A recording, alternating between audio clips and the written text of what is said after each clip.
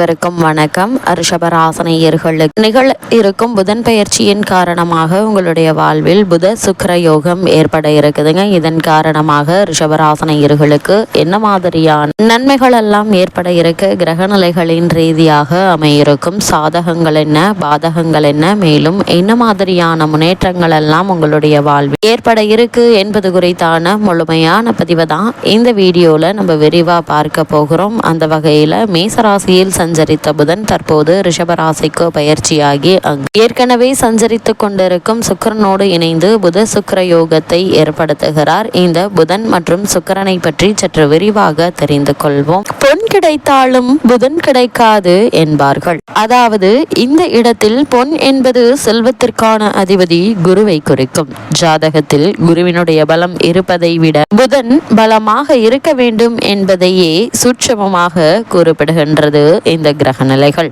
கல்வி, கலை, வித்தைகளுக்கு அதிபதி புதன் கிரகம். எந்த ஒரு விஷயத்தையும் கண்ணால் பார்த்தவுடன் அதை கையால் செய்வதற்கு புதனுடைய அனுகிரகம் வேண்டும். கற்றவர்களுக்கு சென்ற இடமெல்லாம் சிறப்பு. நன்கு படித்தவர்கள் கை நிறைய சம்பளம் வாங்குவதை கண்கூடாக பார்க்கிறோம். நம் வாழ்க்கைக்கு அடிப்படையான கல்வி செல்வத்தை வழங்கக்கூடியவர் புதன் பகவான். புதன் ஒரு விசித்திரமான கிரகம்.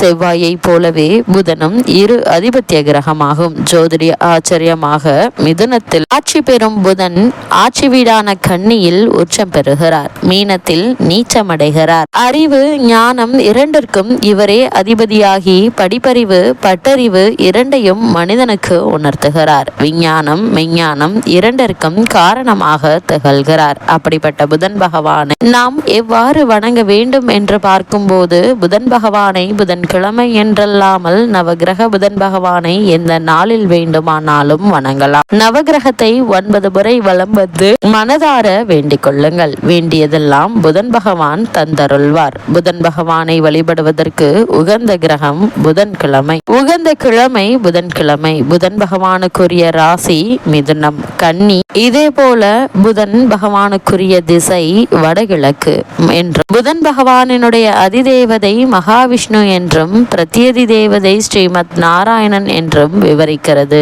ஜோதிட சாஸ்திரம். புதன் பகவானுக்குரிய நிறம் பச்சை. அதனால் தான் திருவெண்காடு தளத்தில் புதன் பகவானுக்கு பச்சை வஸ்திரம் சாத்தப்படுகிறது. புதன் பகவானின் வாகனம் குதிரை. பச்சை பயிறு புதன் பகவானுக்கு விருப்பமான நைவேத்தியம் என்றும் வெண்காந்தம் மலர் கொண்டு அர்ச்சிப்பது சிறப்பு என்றும் அவருக்கான ஆபரணம் மரகதம் என்றும் விவரிக்கிறது திருவெண்காடு ஸ்தல புராணம். புதனுக்குரிய பரிகாரம் என்ன என்று பார்க்கும்போது 6 லக்னங்களில் பிறந்தவர்களில் புதனின் வலு குறைந்து பலவீனமாக இருப்பவர்கள், படிப்பில் மந்தமாக உள்ளவர்கள் சீர்காழிக்கு அருகில் இருக்கும் திருவெண்காடு எனும் ஊரில் கோயில் கொண்டிருக்கும் வேதாரணேஸ்வரரை புதன்கிழமையில் சென்று வழிபட்டால் நல்ல பலன்கள் கிடைக்கும். சென்னையில் இருப்பவர்கள் போரூரிலிருந்து குன்றத்தூர் செல்லும் வழியில் இருக்கும் கோவூரில் குடிக்கொண்டிருக்கும் சுந்தரேஸ்வரரை வணங்கினால் கூடுதலான பலன்களை பெறலாம். புதன் பகவானை வழிபடுவதற்கு ஏற்ற நாள் மற்றும் நேரம் என்ன என்று பார்க்கும்போது நோய் தீர்க்கும் திருத்தலம் என்று போற்றப்படுகிறது திருவெண்காடு. திருவெண்காடு புதன் பகவானை வழிபட புதன் பகவான் உச்சம் மற்றும் ஆட்சி பெறும் புரட்டாசி மாதமும் ஆட்சி பெறும் ஆனி மாதமும் புதன் பகவான் நட்சத்திரங்களான ஆயில்யம், கேட்டை, ரேவதி ஆகியவை வருகின்ற புதன்கிழமைகளில் புதன் ஓரையில் வழிபட்டு பரிகாரம் செய்வது மிக மிக சிறப்பானதாக அமைகிறது. அதே போல புதன்கிழமையில் புதன் ஓரை காலை 6 மணி முதல் 7 மணி வரையிலும் இரவு 8 மணி முதல் 9 மணி வரையிலும் புதன் பகவானை வழிபடலாம். அதே போல சுக்கிரனை பொறுத்த வரைக்கும் சுக்கிர பகவான் மாய மந்திரங்களுக்கும் தந்திர வித்தைகளுக்கும் அதிபதி என்பதால் தீய சக்திகளுக்கும் எதிர்மறை எண்ணங்களுக்கும் அஞ்சுபவர்கள் சுக்கிர வழிபாட்டால் பலன் பெறலாம்.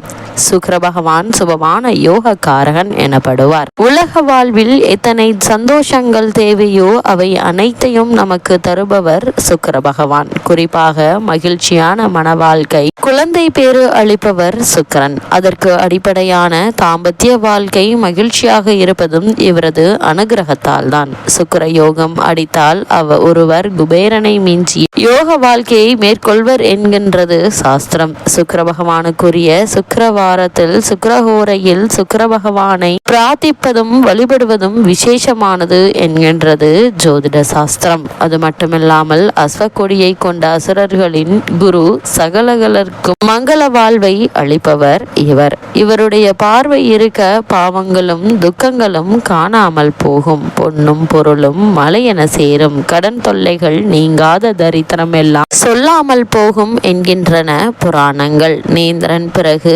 பார்கவன், சுகி, போகி, மகிழவன், வெள்ளி, கவி, அசுரகுரு, புகழ், கலத்திரக்காரகன், மலைக்கோள் என்றெல்லாம் போற்றப்படுபவர் சுக்கிரன். சுக்கிர பகவான் மாய மந்திரங்களுக்கும் தந்திர வித்தைகளுக்கும் அதிபதி என்பதால் தீய சக்திகளுக்கு எதிர்மறை எண்ணங்களும் அஞ்சுபவர்கள் சுக்கிர வழிபாட்டால் பலன் பெறலாம். இவ்வளவு மேன்மைகள் கொண்ட புதன் மற்றும் சுக்கிரனுடைய இணைவு தற்போது ஏற்படுகிறதுங்க. எனவே ரிஷபராசினியர்களான உங்களுக்கு பொருளாதார பிரச்சனைகள் அகல இருக்கு. புதிய முயற்சிகள்ல நிச்சயம் வெற்றி கிடைக்குங்க. குடும்பத்தில் உள்ளவர்களின் குறை தீர்க்க முன்வர இருக்கீங்க. கட்டிடம் கட்டும் பணி பாதையிலேயே நிற்கிறதே என்ற கவலை உங்களுக்கு அகலக்கூடிய ஒரு தருணமாகவும் இத்தருணம் அமையிருக்கு. வீட்டிற்கு தேவையான அத்தியாவசிய பொருட்கள் மட்டுமல்லாமல் ஆடம்பர பொருட்களையும் வாங்கி மகிழக்கூடிய ஒரு தருணமா இந்த புத சுக்கிர யோகம் உங்களுக்கு அமைகிறதுங்க. இவ்வளவு நாட்களாக குடும்பத்தில் ஏற்பட்டு வந்த பாக பிரிவினைகள் சுமூகமாக முடியும் என்பதுல எந்த ஒரு இதுவும் இல்லைங்க. அதே போல இந்த காலகட்டத்தை பொறுத்த வரைக்கும் இந்த புத சுக்கிர யோகம் ஏற்படக்கூடிய காலகட்ட கிரக நிலைகளை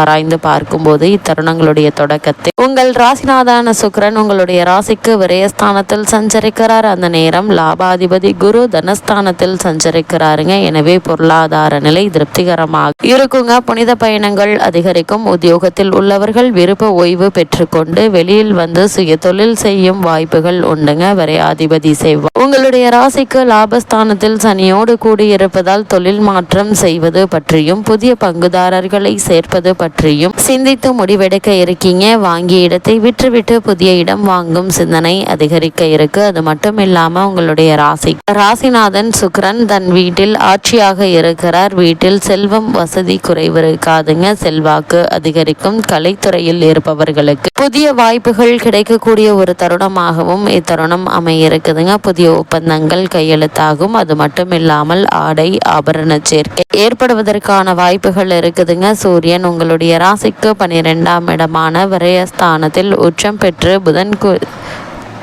பெற்றிருப்பதால் வெளிநாட்டு வேலை வாய்ப்பு அல்லது ஆராய்ச்சி சார்ந்த துறையில் முன்னேற்றம் ஏற்பட இருக்குதுங்க. சனியினுடைய பார்வை ராசிநாதன் மீது விழுவதால் எதிலும் தாமதம் ஏற்பட்டு மன அழுத்தம் தருவதற்கான வாய்ப்புகள் இருக்கு. அதனால் எந்த ஒரு முடிவாக இருந்தாலும் ஒரு முறைக்கு ஆழ்ந்து யோசித்து சிந்தித்து முடிவெடுக்கும் போது நல்ல ஒரு முன்னேற்றம் நிச்சயம் உங்களுடைய வாழ்வில் ஏற்படுவதற்கான சாத்தியக்கூறுகள் அதிகம் இருக்குதுங்க. இத்தருணங்கள்ல ரிஷபராசினியர்களான உங்களுக்கு கிரகநிலைகளின் ரீதியாக கூறப்படும் பரிகாரம் என்ன என்று பார்க்கும்போது வெள்ளை ஆடை தானம் செய்யுங்க. லட்சுமி பூஜை உங்களுக்கு நன்மையை வழங்கும் தருணமாக அமைகிறது.